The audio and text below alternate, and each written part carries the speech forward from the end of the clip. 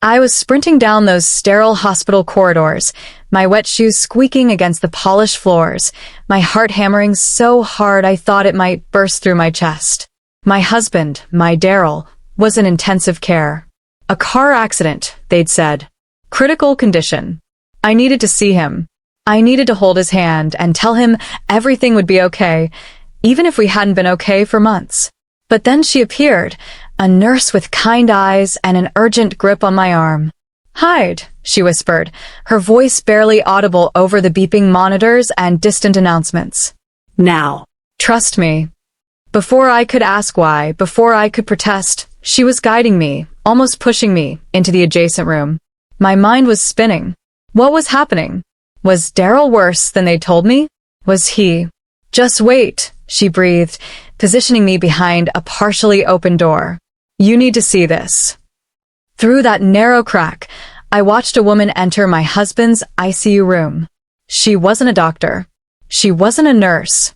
She was wearing an emerald green dress I'd seen before, carrying herself with a familiarity that made my stomach drop. And when she reached his bedside, when she touched his face with a tenderness I hadn't felt from him in years, when I heard her whisper, "I'm here, baby. I'm not going anywhere," that's when my blood ran cold. That's when I understood why the nurse had stopped me. That's when my entire world shattered into 1,000 pieces I didn't know if I could ever put back together. I want to pause here. I need you to know I'm so grateful you're here with me. If this story has found you, please hit that like button and subscribe to this channel. And tell me in the comments, where are you listening from? What city? What country? I want to know how far my story has traveled, how many people understand what it feels like to have your heart broken by the person who promised to protect it.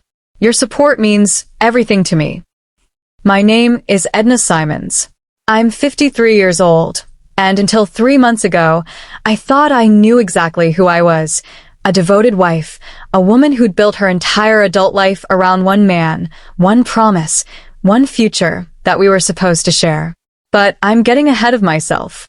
Let me take you back to where it all began, to the moment before everything changed, to the last few seconds of my old life, before the new one crashed in like a freight train I never saw coming. It was a Tuesday evening. I remember because Tuesdays were always my day to deep clean the kitchen. I was standing at the sink, washing dishes by hand even though we had a perfectly good dishwasher, because I liked the rhythm of it, the warm water, the lemony soap smell, the simple meditation of scrubbing away the day's mess. The house was too quiet. It had been too quiet for weeks. Daryl, my husband of 28 years, had been working late for the better part of 2 months. Conference calls with the West Coast office, he'd say. Important client meetings. A big project that needed his attention. He'd come home after 10, sometimes 11, smelling like coffee and exhaustion, barely kissing my cheek before heading upstairs to shower and collapse into bed. We'd grown distant. I knew it. He knew it. But I told myself it was temporary. Just a rough patch, the kind every marriage weathers eventually. We'd get through it like we'd gotten through everything else. His father's death, my sister's cancer, the year we almost lost the house. Love doesn't disappear overnight, I thought. It just needs watering like a neglected plant. I was rinsing a coffee mug, his favorite one, the navy blue one with the chipped handle he refused to let me throw away, when my phone rang. The sound startled me so badly that the mug slipped from my soapy hands and shattered against the porcelain sink. Pieces scattered everywhere, blue shards mixing with suds and water. I grabbed my phone with trembling, wet hands. "Mrs. Simons?" The voice was professional, clipped, urgent. "This is Mercy General Hospital. Your husband, Daryl Simons, has been in an accident. He's in intensive care. You need to come immediately." The words hit me like physical blows. Accident. Intensive care. Immediately. Is he? My voice cracked. Is he alive? He's stable but critical. Please come as soon as you can. The line went dead. I stood there, frozen, staring at the broken mug in the sink, at my reflection in the darkened kitchen window, a 53-year-old woman with graying hair and worry lines, suddenly drowning in terror. Then I moved. I grabbed my purse, my keys, didn't even bother changing out of my old jeans and cardigan. The storm that had been threatening all evening had finally broken, rain pelting against the windshield so hard my wipers could barely keep up.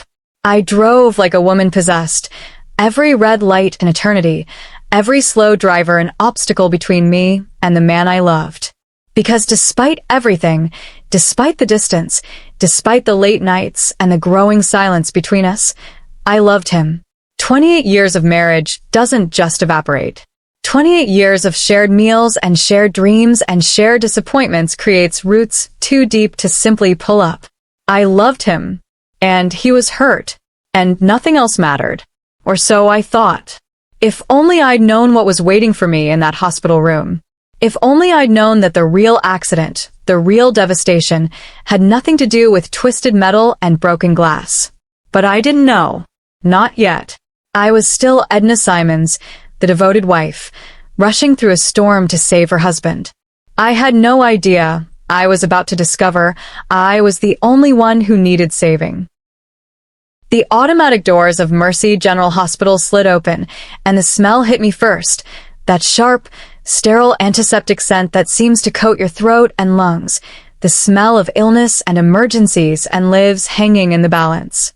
My wet shoes squeaked against the polished white linoleum as I half ran, half stumbled toward the reception desk, leaving a trail of rainwater behind me. The fluorescent lights were too bright, making everything look washed out and dreamlike. The corridors stretched endlessly in both directions, identical doors marked with room numbers and medical warnings. Somewhere down one of those hallways, monitors beeped steadily, measuring heartbeats and oxygen levels and all the fragile mechanics that keep us alive. Somewhere down there, Daryl was fighting to stay in this world. "I'm here," I gasped at the reception desk, my voice coming out strangled and desperate. "My husband, Daryl Simons. They called me. Car accident. Where is he?" The receptionist, a young woman with tired eyes and a coffee-stained badge that read Maya, looked up from her computer screen. Her fingers flew across the keyboard, click-click-clicking in a rhythm that felt agonizingly slow. "ICU wing," she said finally. "4th floor. Elevators to your right." I didn't wait. Didn't say thanks. Just turned and ran toward those elevators, jabbing the button over and over as if that would make it arrive faster. My reflection stared back at me from the polished steel doors, hair plastered to my head from the rain, mascara smudged beneath red-rimmed eyes, looking every bit like a woman on the edge of collapse. The elevator crawled upward. 3rd floor. 4th floor. The doors finally opened. More white corridors. More antiseptic smell. More of that terrible quiet punctuated by mechanical beeping and the soft shuffle of nurses, shoes on linoleum. I approached the ICU nurses station, where 3 nurses huddled around a computer, their voices low and serious. One of them, an older woman with steel gray hair pulled back in a tight bun and warm brown eyes that crinkled at the corners, looked up as I approached. "Daryl Simons," I managed to say. "I'm his wife. They called me about Mrs. Simons." Her voice was gentle but firm. She stood immediately, coming around the desk to meet me. Something flickered across her face, something I couldn't quite read. Pity? Concern? Warning? "Yes, please." My voice trembled. "Where is he? Is he okay? Can I see him?" She glanced back at her colleagues, some unspoken communication passing between them. Then she touched my elbow, guiding me away from the nurses' station, down a quieter stretch of corridor. "He's stable," she said quietly. "The accident caused significant trauma, broken ribs, collapsed lung, head injury. But he's breathing on his own.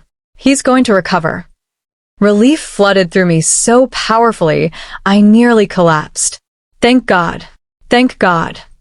The words came out like a prayer. But the nurse didn't release my arm. If anything, her grip tightened slightly.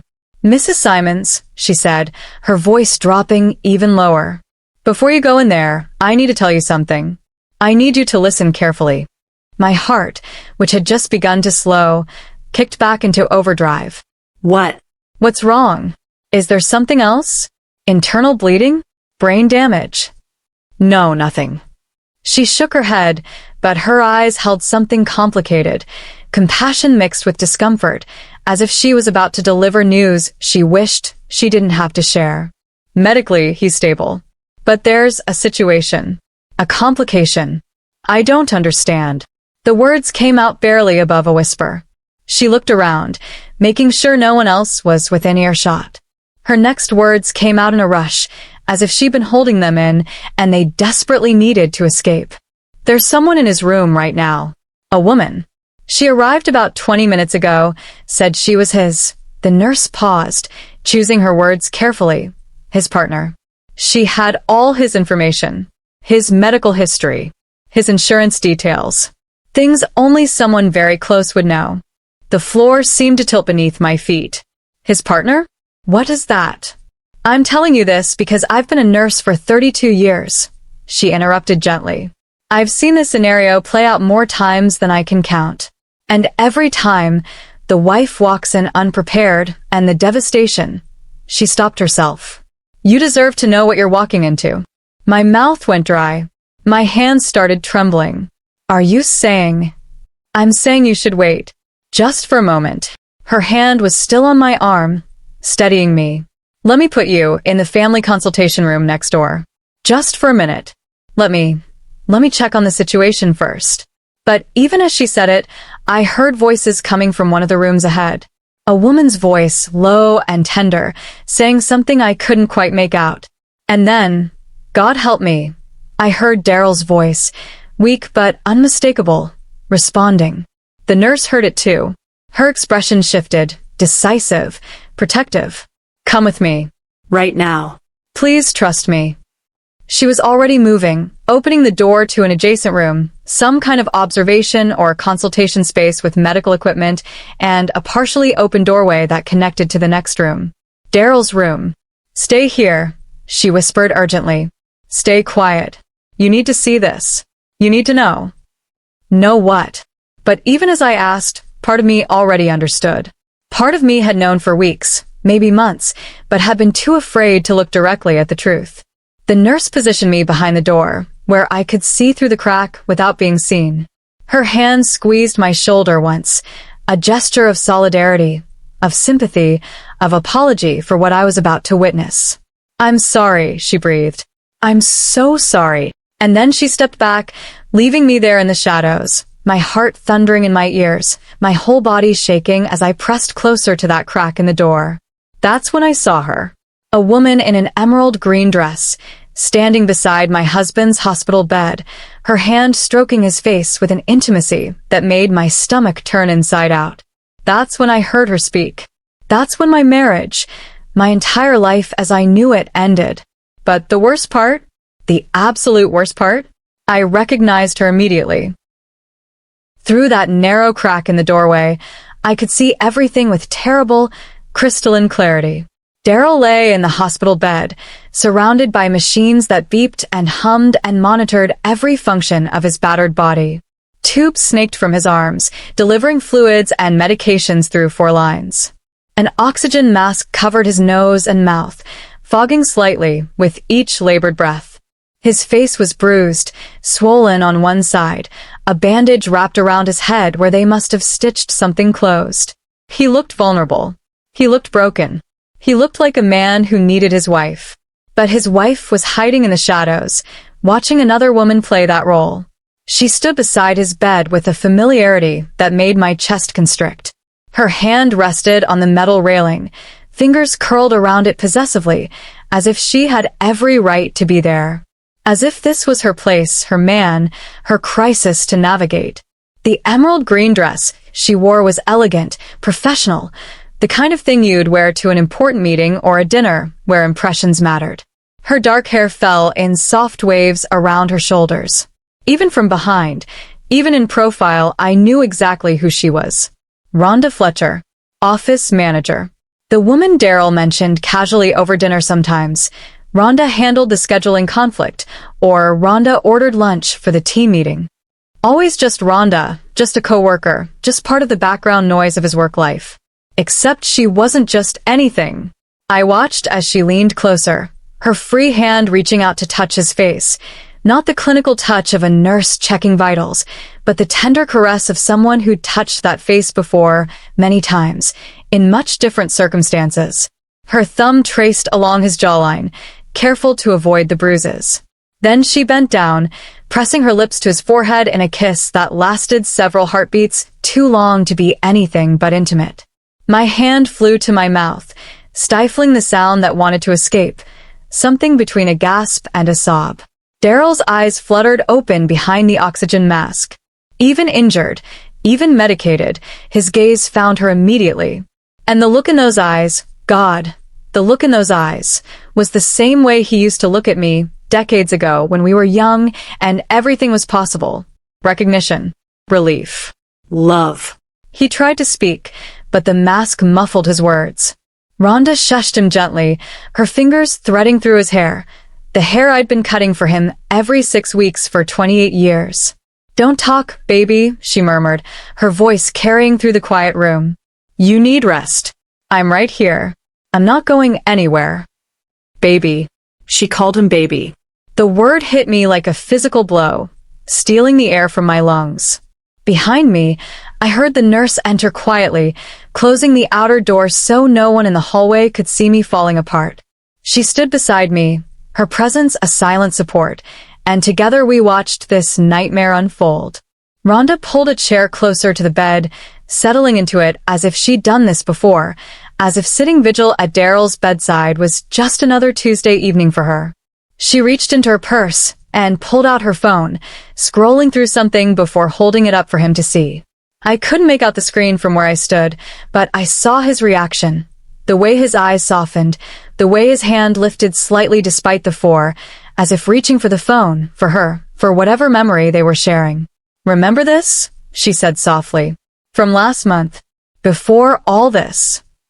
She laughed quietly, a sound full of private meaning. You were so worried someone would see us. Last month. They'd been together last month. While I was at home washing his coffee mug and watering neglected plants and telling myself our marriage just needed attention. The room tilted. My vision blurred. I pressed my palm flat against the wall to steady myself. The nurse's hand touched my shoulder, grounding me, keeping me from collapsing entirely. Rhonda set the phone down and took Daryl's hand, the one without the four, lacing her fingers through his. The gesture was automatic, comfortable, rehearsed. This wasn't their first time holding hands. This wasn't even their 100th. I was so scared, she whispered, and now her voice cracked with genuine emotion. When they called me, when they said you'd been in an accident, I thought. She stopped, collecting herself. I can't lose you. Not now. Not when we're so close. Close to what? My mind screamed the question, but my voice stayed trapped in my throat. Daryl squeezed her hand. Even through pain, through medication, through whatever injuries racked his body, he had the strength to squeeze her hand and offer comfort. The nurse leaned close to my ear, her whisper barely audible. She arrived first. She had his emergency contact information. She knew his blood type, his allergies, his medical history. Everything. She paused. I checked the hospital records. You're listed as his wife.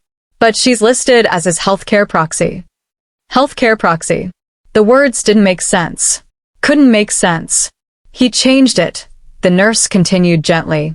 3 months ago. She has medical power of attorney. 3 months. The same time the late night started.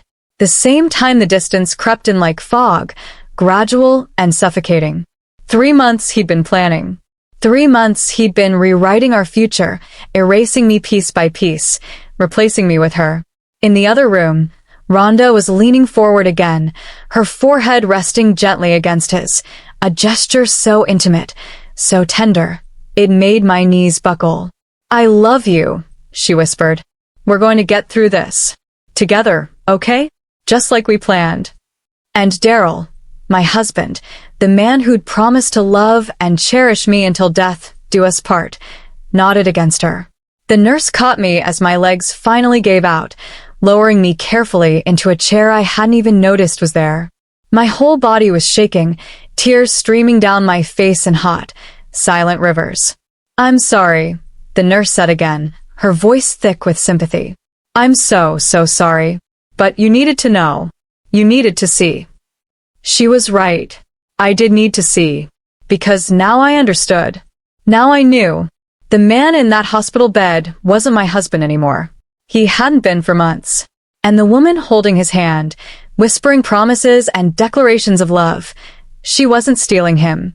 He'd already given himself away. All that was left was for me to decide what I was going to do about it. I should have burst through that door.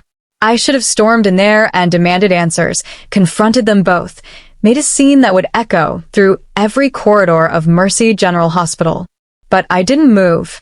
Something held me frozen in that chair. Maybe shock, maybe self-preservation, maybe some deeper instinct that told me knowledge was power and I needed to hear everything before I acted. So I sat there, trembling, tears streaming silently down my face, and I listened. Rhonda was speaking again, her voice low and urgent now, as if she'd been holding something back and could no longer contain it. "You promised me," she said, and there was a pleading quality to her words that made my stomach turn. "You said after the anniversary, after you got through the anniversary, you'd tell her. You'd finally tell her." The anniversary. Our anniversary.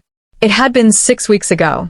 28 years of marriage, and Daryl had taken me to Giuseppe's, our usual restaurant, ordered our usual meals, given me a small gift wrapped in silver paper. I'd opened it to find a bottle of perfume. Chanel No. 5. Expensive, elegant, classic. Except I'd never worn Chanel No. 5 in my entire life. I wore lavender essential oil. Had for years. He knew that. He'd always known that.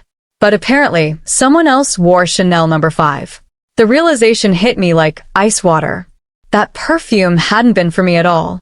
He'd bought it for her, probably weeks earlier, and in his distraction, in his guilt or his carelessness, he'd wrapped it up and given it to his wife instead of his mistress. I remembered the look on his face when I'd opened it, the flicker of something, panic? Regret? That I dismissed as concern that I wouldn't like it. "You said 6 weeks, Rhonda continued, her voice breaking slightly. "You promised you'd start the process. The separation. The divorce. You said we could finally stop hiding." Divorce. The word hung in the air like poison gas. Daryl tried to speak, his voice muffled behind the oxygen mask. He lifted one hand weakly, gesturing for her to come closer. She did, leaning in until her ear was nearly touching the mask. He said something I couldn't hear, something that made her pull back with tears streaming down her face, but they weren't tears of sadness. They were relief, gratitude, Joy. "You mean it," she whispered. "Even after this? Even after the accident?" He nodded, his hand finding hers again, squeezing with whatever strength the pain medication and injuries hadn't stolen. "Especially now," Rhonda said, as if repeating his words back to him. "Especially now because life is short and we can't waste any more time living a lie." Living a lie. That's what our marriage was to him. A lie. An inconvenience. An obstacle standing between him and his real life, his real love, his real future. I pressed my fist against my mouth, biting down on my knuckles to keep from screaming. The nurse's hand remained on my shoulder, steady and grounding, the only thing keeping me tethered to reality as my world disintegrated around me. "When you get out," Rhonda was saying now, her voice stronger, more confident, "we'll do it right. We'll tell her together. We'll be honest about everything, about how long we've been together, about what we mean to each other, about our plans." Their plans. They had plans. A whole future mapped out while I was at home washing dishes and watering plants and believing in the sanctity of 28 years. "I've already started looking," she continued, and there was excitement in her voice now, cutting through the worry. "At apartments. 2-bedroom, so your office can overlook the river like you want it. Hardwood floors. That modern kitchen you always talked about." My mind flashed to our kitchen, the one I'd redesigned 15 years ago, choosing every cabinet and countertop, painting the walls a warm yellow that caught the morning light. The kitchen where I'd made thousands of meals, where we'd shared coffee and conversation and the mundane intimacy of daily life.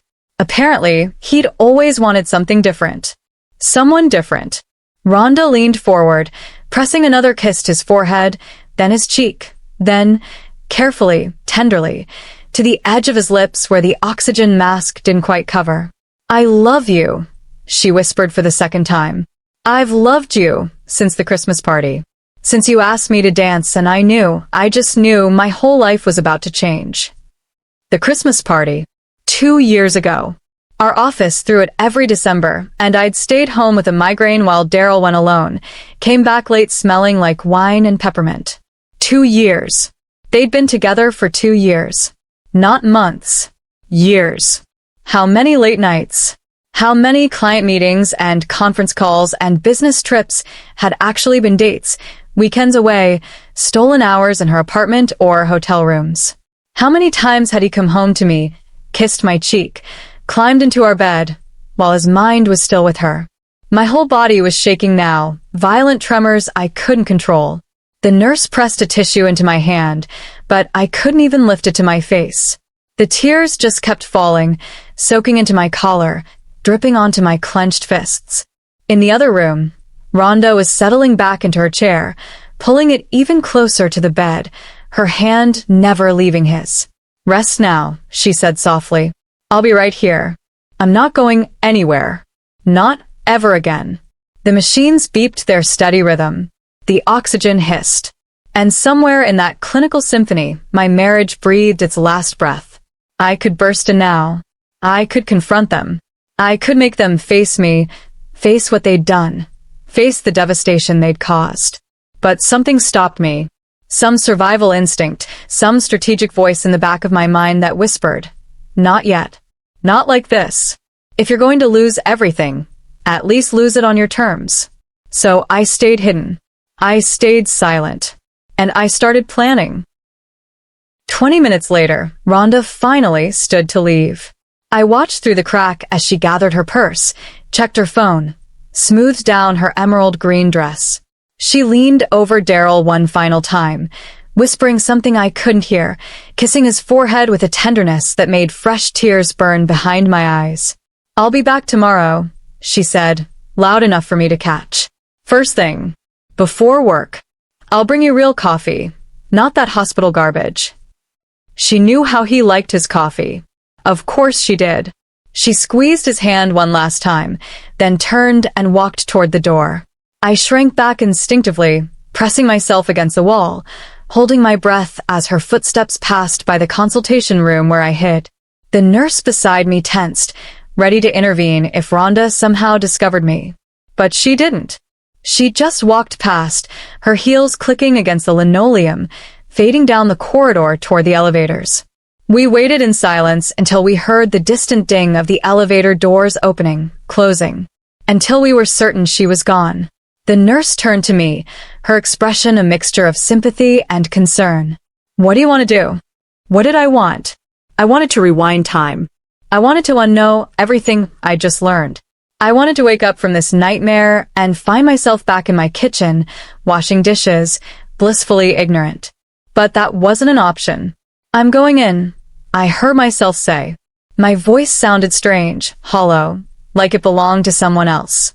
"I'm going to see my husband." The nurse studied my face. "Are you sure?" "You don't have to." "I'm sure." And I was. Because somewhere between watching Rhonda kiss my husband and hearing about their apartment plans, something inside me had crystallized, hardened, transformed from shattered wife into something else entirely. I stood on trembling legs, smoothed down my damp cardigan, wiped at the tears on my face.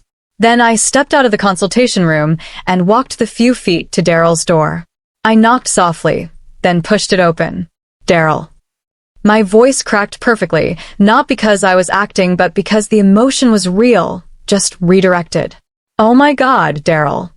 I rushed to his bedside, taking the exact position Rhonda had occupied minutes before.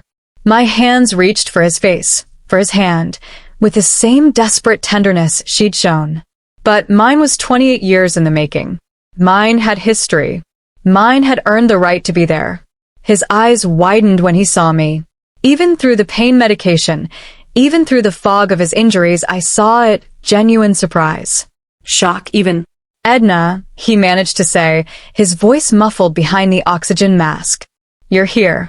You came. You're surprised?" I wanted to scream. Your wife is surprised that you're surprised? But instead, I let fresh tears fall. Real ones, born from devastation and rage and betrayal, and channeled them into the performance of my life. Of course I came, I whispered, leaning close. The hospital called me. I drove through that storm like a crazy woman. I was so scared, Daryl. So terrified, I was going to lose you.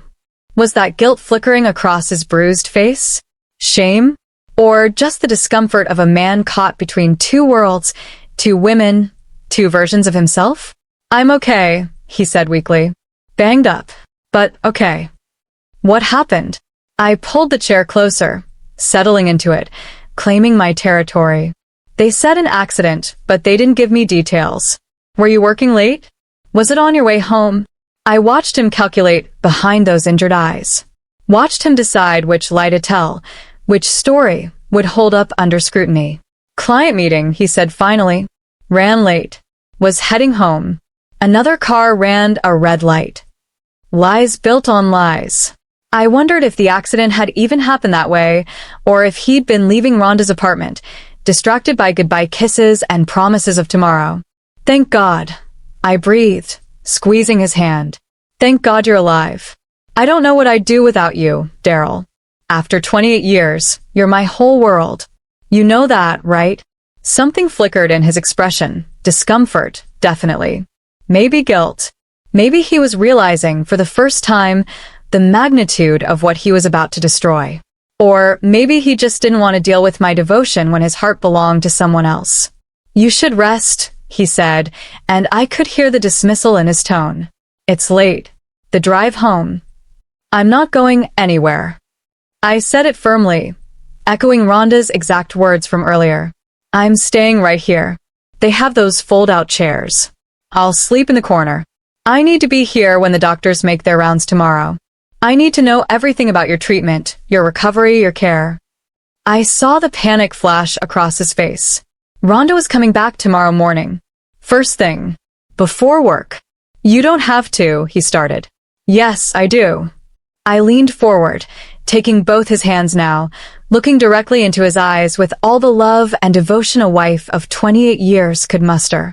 You're my husband, my partner, my everything. This is where I belong.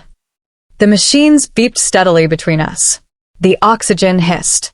And somewhere beneath all that clinical noise, I heard the sound of his carefully constructed double life beginning to crack. He closed his eyes, whether from pain or exhaustion or the unbearable weight of his own deception. I couldn't tell. Okay, he whispered finally. Stay then. If you want. If I want. As if I had a choice. As if I wasn't his wife, his legal next of kin, the woman who'd earned the right to sit beside his hospital bed through sheer force of decades spent building a life together. But I just smiled, soft, loving, devoted. I want, I said gently. I'll always want to be wherever you are. The irony wasn't lost on me. Neither was the lie.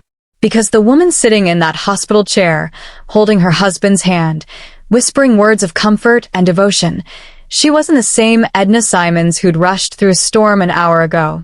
That Edna had died in the consultation room, watching another woman kiss her husband. This new Edna?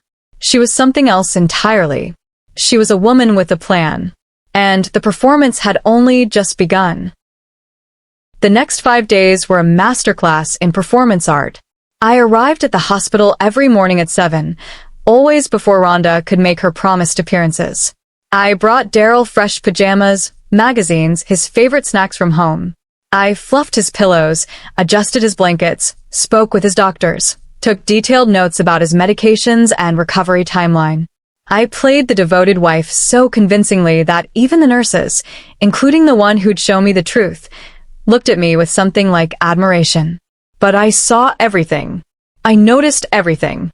Rhonda came every day, always around lunchtime. Always carrying some flimsy excuse. Just dropping off those reports you needed. The team wanted me to bring you these get-well cards. I had to get your signature on some urgent paperwork. Office business. Always office business. And I watched how Daryl changed when she entered the room. How his posture shifted, how his voice lifted slightly, how his eyes followed her movements with an intensity he never showed when looking at me. I watched how they were careful never to touch when I was present, how they maintained exactly the right amount of professional distance, how Rhonda called him Mr. Simons with perfect corporate politeness while her eyes said everything her mouth couldn't. "You're so lucky," she said to me once, on the third day, her smile practiced and empty, "to have a husband who's so dedicated to his work. Even in the hospital, he's worried about the office." "I am lucky," I replied smoothly, matching her false warmth. 28 years of marriage, and he still puts our family first. That's rare these days, don't you think? The emphasis on family wasn't lost on her. I saw the slight tightening around her eyes, the way her smile became just a fraction more brittle. "Very rare," she agreed, and turned her attention back to Daryl with the kind of longing she couldn't quite hide. I filed it away. Every look, every gesture, every microscopic crack in their carefully maintained facade. On the fourth day, the doctors cleared Daryl to go home. His ribs would take weeks to heal fully, his lung capacity was still compromised, but he could recover in his own bed with strict orders for rest and follow-up appointments. I brought the car around, helped the nurses settle him into the passenger seat, drove him home with exaggerated carefulness, as if he were made of glass. "You don't have to hover," he said as I helped him up the stairs to our bedroom. There was irritation in his voice, thinly veiled. "I'm not hovering." I kept my tone gentle, understanding. "I'm helping. There's a difference." I settled him into bed, propped pillows behind his back, brought him water and his pain medication.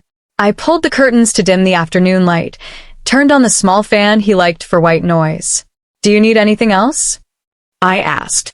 "Are you comfortable?" "I'm fine, Edna." He sounded exhausted. "I just need rest. Can you just give me some space? Please?" "Please." At least he remembered manners. "Of course, darling." I kissed his forehead, the same spot Rhonda had kissed in the hospital. "I'll be downstairs if you need me. Just call out." I closed the bedroom door behind me and stood in the hallway for a long moment, steadying myself. Then I walked down the hall to his home office. The laptop sat on his desk, closed but not locked away. Why would it be? I was his wife, his trusted partner. I had no reason to snoop, no cause for suspicion. Except I had every reason, every cause. My hands were steady as I opened the laptop and powered it on. His password, our anniversary date, how predictably ironic, let me in immediately. I started with his email, the personal account, not the work one. That's where people hide the things that matter. And there it was, a folder labeled RL, her initials. Dozens of emails, hundreds maybe. I started scrolling, my heart rate climbing with each message I opened. "Last night was incredible. I can't stop thinking about you.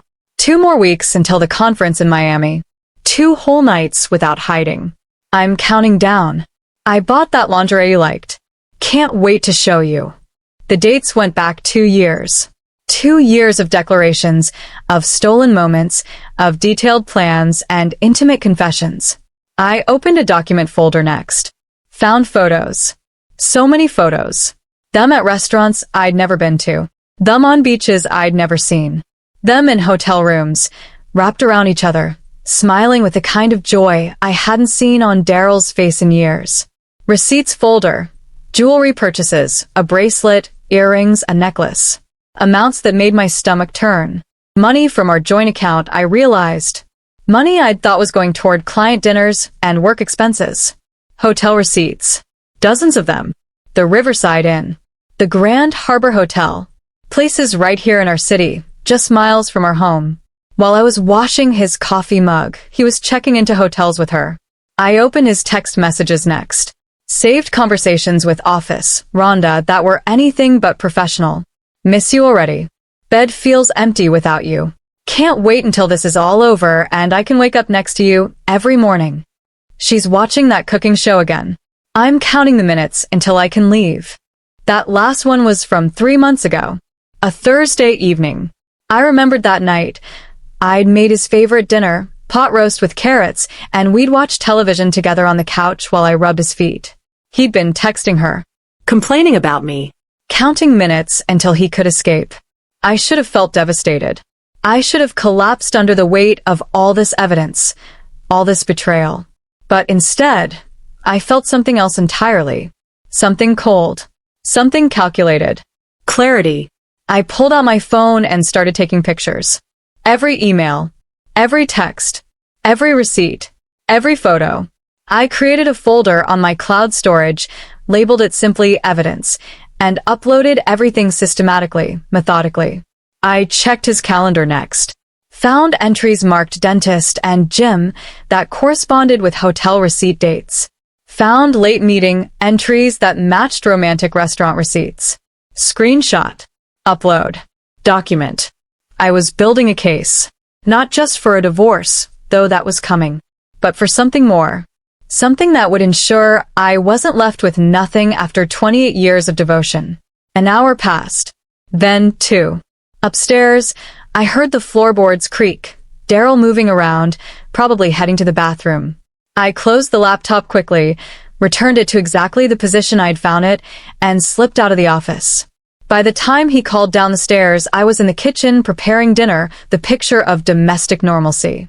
Edna, can you bring me some water? Coming, darling, I called back, filling a glass with ice and water, adding a lemon sliced the way he liked. I carried it upstairs, handed it to him with a smile, asked if he needed anything else. No, thanks. He barely looked at me. I'm going to rest more. Of course, sweetheart. I smoothed the blanket over his legs. I'll keep dinner warm for whenever you're ready. I left him there, propped against pillows, probably already reaching for his phone to text her, to tell her he was home, to complain about his hovering wife.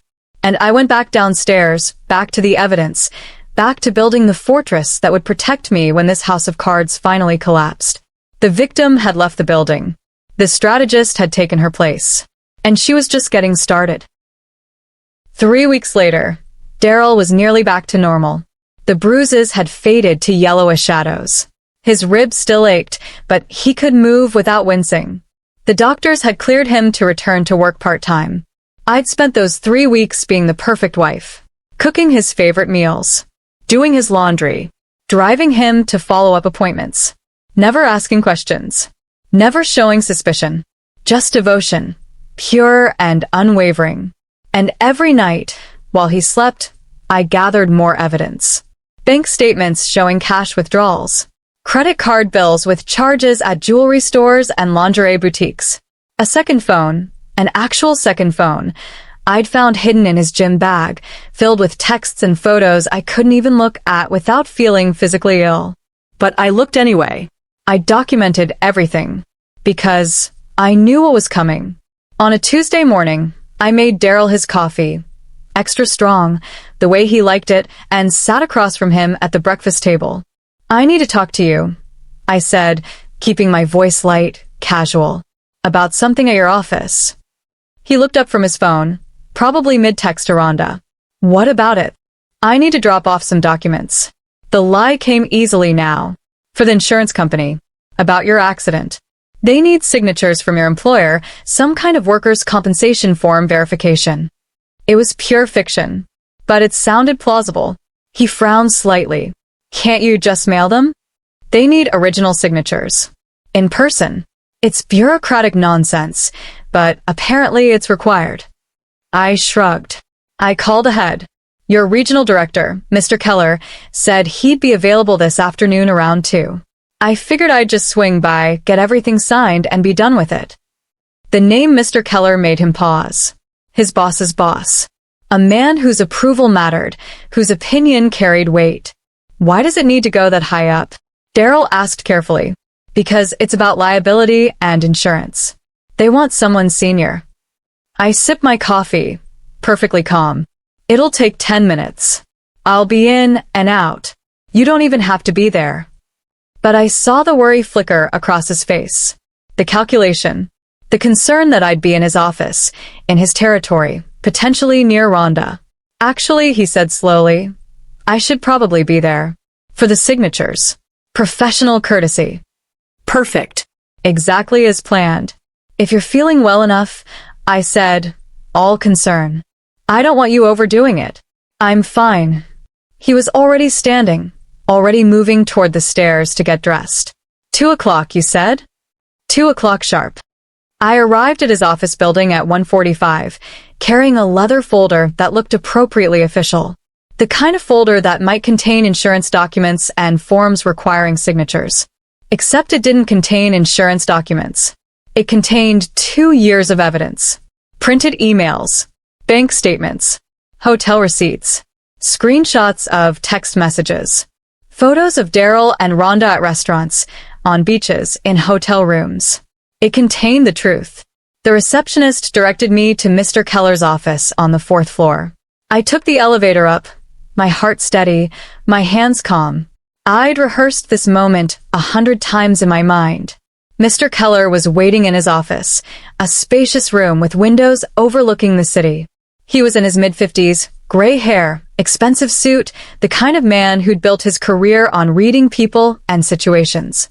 Mrs. Simons. He stood to shake my hand, his grip firm and professional. Thank you for coming. Though I have to admit, I'm a bit confused about these insurance documents you mentioned. There are no insurance documents, I said calmly, closing the office door behind me. I apologize for the deception, but I need your help with something far more important. His eyebrows rose. Concerned, cautious. I'm listening. I opened the folder and placed it on his desk. Your office manager, Rhonda Fletcher, has been having an affair with my husband for 2 years. This is the evidence. He stared at me for a long moment, then looked down at the documents. I watched his expression shift as he began reading. Shock. Discomfort. Then something harder. Anger, maybe. Or disgust. This is quite serious, he said finally. It is, I agreed. And there's more. My husband recently changed his healthcare proxy to list her as his medical power of attorney. They've been using company time and company resources to maintain this relationship. They're planning to move in together as soon as our divorce is finalized, though he hasn't actually told me he wants a divorce yet. Mr. Keller sat back in his chair, processing. Why are you bringing this to me? Because you're Rhonda's husband, I said quietly, and I thought you deserved to know. The color drained from his face. I'd done my research. 3 weeks of digging had revealed that Rhonda Fletcher wasn't just the office manager. She was Rhonda Keller. She'd kept her maiden name professionally, but legally, she was married to the regional director. They'd been married for 12 years. I'm sorry, I continued, and I meant it. I know this isn't how you wanted to spend your afternoon, but I've spent 3 weeks discovering that my entire marriage was a lie. I thought you deserved better than that. The door opened. Daryl walked in, stopping short when he saw me sitting across from Mr. Keller with the open folder between us. Edna? What's going on? Have a seat, Daryl, Mr. Keller said, his voice cold and controlled. Your wife and I are having an interesting conversation. Daryl's eyes went to the folder. Recognition dawned, slow, then all at once. Horror flooded his face. Is there something you'd like to tell me about my wife? Mr. Keller asked, each word carefully measured. Before Daryl could answer, I pressed the intercom button on Mr. Keller's desk phone. Yes, sir, the assistant answered. Please ask Rhonda Fletcher to come to my office immediately, Mr. Keller said, his eyes never leaving Daryl. Right away, sir. We waited in silence. Daryl had gone completely pale. His hands gripped the armrests of his chair. He looked like a man watching his entire life implode in real time. Because he was. 2 minutes later, Rhonda knocked and entered. She was smiling, probably assuming this was routine business, until she saw me. Saw Daryl. Saw the folder. The smile vanished. Close the door, Mr. Keller said quietly. She did, her hand trembling on the handle. I stood then, gathering my purse, preparing to leave. But first I looked at Daryl, really looked at him, for what I knew would be the last time. 28 years, I said softly. I gave you 28 years. My youth. My loyalty. My complete and absolute trust. I picked up the folder from Mr. Keller's desk and handed it to him. You gave me lies. Edna, please, Daryl started. I'm done begging, I interrupted. I'm done hovering. I'm done pretending that what we had was real when you destroyed it 2 years ago. I looked at Rhonda now, who was crying silently. You're welcome to him. But you should know, men who cheat with you will eventually cheat on you. I turned back to Mr. Keller. My lawyer will be in touch about the divorce proceedings. Everything you need is in that folder. Use it however you see fit. And then I walked out. No screaming. No crying. No dramatic scene. Just the calm, dignified exit of a woman who'd already grieved her marriage in private and was now simply closing the door on its corpse. Behind me, I heard Mr. Keller begin speaking, low, controlled, deadly serious. But I didn't wait to hear what he said. I'd already said everything that mattered. 10 months had passed since that afternoon in Mr. Keller's office. 10 months of lawyers and paperwork and division of assets. 10 months of Daryl's increasingly desperate phone calls that I never answered. 10 months of starting over at 53 years old. The divorce had been finalized 3 weeks ago. I'd gotten the house, he'd been too guilt-ridden to fight for it, and I'd sold it within days. Too many ghosts. Too many memories of washing his coffee mug and watering neglected plants while he built a secret life elsewhere. I'd taken the money and bought a small bungalow 2 hours north, right on the edge of Lake Harmony. 1 bedroom, 1 bathroom, a kitchen barely big enough for 1 person. A porch that overlooked water, so clear you could see straight to the rocky bottom. It was perfect. I woke each morning to the smell of fresh water and pine. The air here was different, cleaner, lighter, like breathing in possibility. Morning mist rolled across the lake's surface, ghostly and beautiful, burning off as the sun climbed higher. I'd started painting again. Something I'd abandoned 30 years ago when marriage and domesticity had consumed all my creative energy. Now my little bungalow was filled with canvases, abstract watercolors in blues and greens and silvers, all capturing different moods of the lake. I sold a few at the local farmer's market. Not for much, but enough. Enough to feel like I was building something that belonged entirely to me. My phone still rang sometimes. Daryl's name flashing on the screen. 27 voicemails sat unheard in my inbox. I didn't delete them. Didn't listen to them. Just let them accumulate like evidence of his regret. I didn't need his apologies. Didn't want his explanations. I'd moved on. One evening, as I sat on my porch watching the sunset paint the water in shades of coral and gold, my phone buzzed with a text from an unknown number. This is Nurse Patricia from Mercy General. I've been thinking about you. I hope you're well. Thought you should know. Your ex-husband was admitted again last week. Different circumstances this time. Thought you'd want to know in case anyone tried to contact you. My first instinct was to ignore it, to delete the message and return to my sunset and my peace. But curiosity, or maybe something else, something I couldn't quite name, made me respond. Thank you for letting me know. Is he all right? Her response came quickly. He'll survive. But his situation has changed significantly. The woman who was with him before? She's not around anymore. Different story this time. I stared at the message for a long time. Then I made a decision that surprised even me. I drove to Mercy General the next afternoon. Not as a frantic wife rushing through a storm. Not as a devastated woman hiding behind curtains. But as someone curious about the final chapter of a story I'd walked away from. Nurse Patricia met me at the ICU desk. Her face broke into a warm smile when she saw me. Edna. She pulled me into a brief hug. You look wonderful. Truly wonderful. I did look different. My hair was shorter now, touched with silver I'd stopped trying to hide. My skin was tan from hours spent by the lake. I wore simple clothes, linen pants, a cotton sweater, comfortable and unpretentious. Thank you, I said honestly. I feel wonderful. What happened to him? Stress-induced heart attack, she said quietly. Not life-threatening, but serious enough. He's been under enormous strain. She paused. His companion from before, Rhonda. Apparently, her husband divorced her. She lost her job. Last I heard, she moved back to her parents' house 3 states away. So Mr. Keller had used that folder. Had dismantled their lives the way they'd tried to dismantle mine. I should have felt vindicated. Triumphant. satisfied that karma had circled back and delivered justice. But I felt nothing, just a distant, detached curiosity. And Daryl? I asked.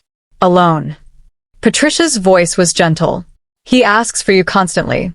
Begs the nurses to call you. Says he made the biggest mistake of his life. He did. I agreed calmly. But it's not my mistake to fix. Do you want to see him? She asked. Just as an observer. You don't have to talk to him. But sometimes closure requires seeing the ending with your own eyes. I considered it, then nodded slowly. She led me down the familiar corridor, the same one I'd run down 10 months ago, terrified and desperate. Now my footsteps were measured, calm. I wasn't running toward anything, just observing. We stopped outside his room. Through the window, I could see Daryl in the bed. He looked older, grayer, diminished somehow, as if betrayal and consequence had physically shrunk him. He was alone. No Rhonda at his bedside. No one holding his hand. Just machines beeping their steady rhythm and an empty chair beside the bed. He's been asking for you, Patricia said again, softer now. Every day. I watched him through the glass. Watched him reach for a cup of water with shaking hands. Watched him grimace as he shifted position. Watched him check his phone, then set it down with visible disappointment, waiting for a call that wouldn't come. And I felt peace. Not satisfaction. Not revenge. Not even pity. Just peace. I don't need to go in, I said finally. I don't need to say goodbye again. I already did that. Patricia squeezed my hand. You're free of him. I am, I agreed. And meant it. I really am. We walked back to the nurse's station together. I thanked her for reaching out, for thinking of me, for being the one kind person in this whole devastating story. You saved me, I told her. That day. When you stopped me. When you made me see the truth. You saved me from wasting more years on a man who didn't deserve them. Her eyes filled with tears. I'm just glad you're okay. More than okay. You're thriving. I was. Against all odds, against all the devastation and betrayal, I was actually thriving. I drove back to my lakeside bungalow as the sun began its descent. The water glowed golden pink in the fading light. My little porch welcomed me home. My paints and canvases waited inside. This life, small and simple and entirely mine, was more beautiful than 28 years of lies had ever been. I made myself tea, sat on the porch, watched the sun disappear behind the trees. And somewhere in that quiet moment, I whispered something into the evening air. Something unexpected. Something true. Thank you, Daryl. Not for the love. Not for the years. Not for the promises he'd broken. But for the betrayal that had finally set me free. 6 months later, the lake had become more than just a view. It had become a companion, a mirror, a daily reminder that even the deepest waters eventually find stillness. I sat on the edge of my small dock, bare feet dangling in the cool water. Late afternoon sun warmed my shoulders while gentle ripples lapped at my toes, that perfect contradiction of sensations that somehow made complete sense. Warmth and coolness, stillness and motion, endings and beginnings, all existing in the same moment. My easel stood behind me on the porch, a half-finished canvas drying in the breeze. This one was different from the others, bolder colors, stronger strokes, more confident. I was painting what I felt now, not what I remembered feeling. The difference was profound. Beautiful spot. Patricia's voice came from behind me. I can see why you never want to leave. I turned to smile at her. She'd driven up for the afternoon, as she did once a month now. What had started as a follow-up text had evolved into genuine friendship. She brought wine and stories from the hospital. I provided dinner and lake views. We'd become the kind of friends who didn't need constant conversation, comfortable with silence, with simply existing in each other's presence. Best decision ever, I said, gesturing for her to join me on the dock. Leaving that house. Leaving that life. Starting completely over. She settled beside me, slipping off her shoes and dipping her feet in the water with a contented sigh. You've changed so much. Even from 6 months ago. You're lighter somehow. I am lighter. I watched a heron glide across the water, landing gracefully on the opposite shore. I was carrying 28 years of someone else's expectations, someone else's lies, someone else's version of who I should be. And now I'm just Edna. The name sounded different when I said it. Not Daryl's wife. Not anyone's wife. Just Edna. Sufficient. Complete. 54 years old. Artist. Lake dweller. Woman who finally learned that love shouldn't require you to diminish yourself. Patricia was quiet for a moment, her feet making small circles in the water. He still calls the hospital sometimes. Asks if anyone's heard from you. Asks if we know where you moved. I felt nothing at that information. Not anger. Not satisfaction. Just that same peaceful detachment I'd discovered months ago. I hope he finds what he's looking for, I said and meant it. Just not with me. Rhonda came back to town, Patricia added carefully, watching my reaction. Tried to see him at his apartment. He wouldn't let her in.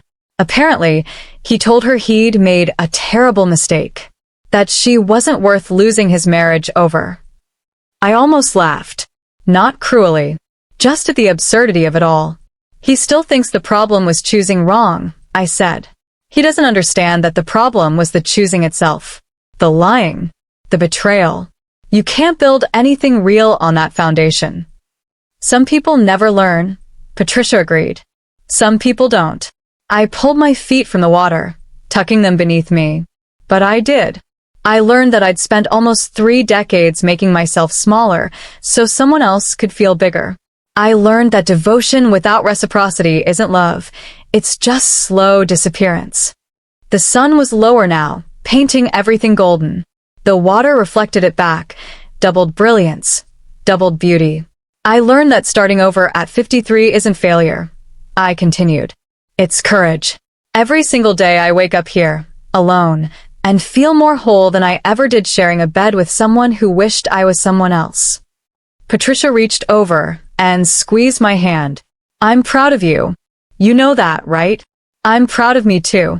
The words felt foreign but true. When was the last time I'd felt proud of myself? When was the last time I'd felt anything but useful, dutiful, devoted?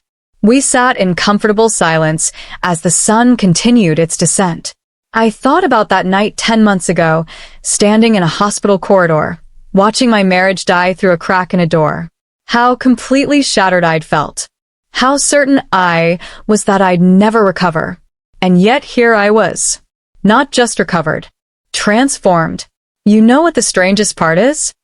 I said after a while, I'm actually grateful. Not for the betrayal. Not for the pain. But for the truth.